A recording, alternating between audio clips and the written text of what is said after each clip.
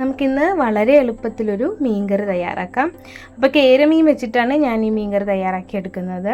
അപ്പോൾ അതിന് വേണ്ടിയിട്ട് ചട്ടി വെച്ച് ചൂടാക്കുക. ഇതിലേക്ക് കുറച്ച് വെളിച്ചെണ്ണ ഒഴിച്ചു കൊടുക്കുന്നുണ്ട്. അതുപോലെ ഉലുവയിട്ട് പൊട്ടിക്കുക, ഇഞ്ചി വെളുത്തുള്ളി പച്ചമുളക് ഇത്രയും ചേർത്ത് കൊടുക്കുക, കൂടെ വറ്റൽമുളകും കൂടെ. പിന്നെ ഇഞ്ചിയും വെളുത്തുള്ളിയും ചതച്ചിടേണ്ടവർക്ക് ഇട്ട് കൊടുക്കാവുന്നതാണ്.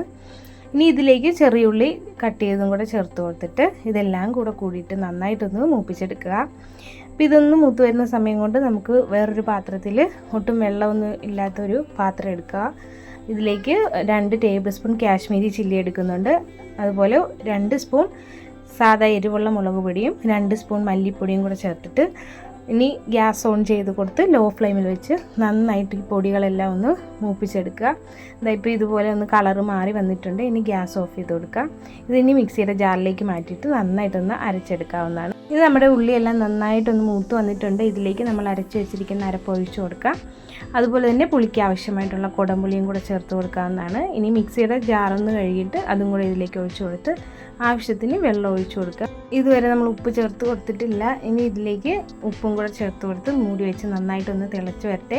തിളച്ച് വരുമ്പോഴേക്കും കഴുകി വൃത്തിയാക്കി വെച്ചിരിക്കുന്ന കേര പീസ് നമുക്ക് ഇതുപോലെ ഇട്ട് കൊടുക്കാവുന്നതാണ്. ഇനി ഇത് മീനൊന്ന് മുങ്ങിക്കിടക്കാൻ വേണ്ടിയിട്ട് ഒന്നെങ്കിൽ ഒരു സ്പൂൺ കൊണ്ടൊന്ന് താത്തി കൊടുക്കുകയോ അല്ലെങ്കിൽ ഒന്ന് ചട്ടി ഒന്ന് ചുറ്റിച്ച് കൊടുക്കുകയോ ചെയ്യാം. ഇനി മൂടി വെച്ച് നന്നായിട്ടൊന്ന് തിളച്ച് കഴിഞ്ഞാൽ ലോ ഫ്ലെയിമിൽ വെച്ചിട്ട് വീണ്ടും ഇതൊരു 10-15 മിനിറ്റ് വരെ ഒന്ന് കുക്ക് ചെയ്തെടുക്കാവുന്നതാണ്. അപ്പോൾ ഇവിടെ നമ്മുടെ 10 മിനിറ്റ് ആയപ്പോൾ തന്നെ നമ്മുടെ എണ്ണയൊക്കെ തെളിഞ്ഞ് കറിയൊക്കെ ഒന്ന് കുറുകി വരുന്നുണ്ട്. ഇടയ്ക്ക് മൂടി തുറന്ന് നന്നായിട്ടൊന്ന് കറി ചുറ്റിച്ച് കൊടുക്കുക, സ്പൂൺ അധികം ഇട്ട് ഇളക്കാതെ തന്നെ. അപ്പം ഞാനിത് ഗ്യാസ് ഓഫ് ചെയ്ത് കൊടുത്തിട്ട് മൂടി വെച്ച് 1 മണിക്കൂറിന് ശേഷമുള്ള മീൻകറിയാണിത്. അപ്പോൾ ഇതാ കണ്ടോ, നന്നായിട്ടൊന്ന് തിക്കായിട്ട് എണ്ണയൊക്കെ നല്ലവണ്ണം തെളിഞ്ഞ് നല്ല അടിപൊളിയായിട്ട് കഴിക്കാൻ പാകത്തിലായിട്ടിരിക്കുവാണ്. അപ്പം നല്ല ചോറോട് കൂടി കഴിക്കാനൊക്കെ അടിപൊളി ഒരു കറിയാണ്. നിങ്ങളിനി മീൻ കിട്ടിയാൽ തീർച്ചയായിട്ടും ഇതൊന്ന് ചെയ്ത് നോക്കുക.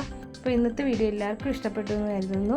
അപ്പോൾ നമ്മുടെ ചാനൽ ആദ്യമായിട്ട് കാണുന്നവരൊന്ന് സപ്പോർട്ട് ചെയ്യുക, നമ്മളെയും കൂടെ സബ്സ്ക്രൈബ് ചെയ്ത് പിന്നെ ലൈക്ക് ചെയ്യുക, ഷെയർ ചെയ്യുക, കമൻറ്റ് ചെയ്യുക. Thank you for watching.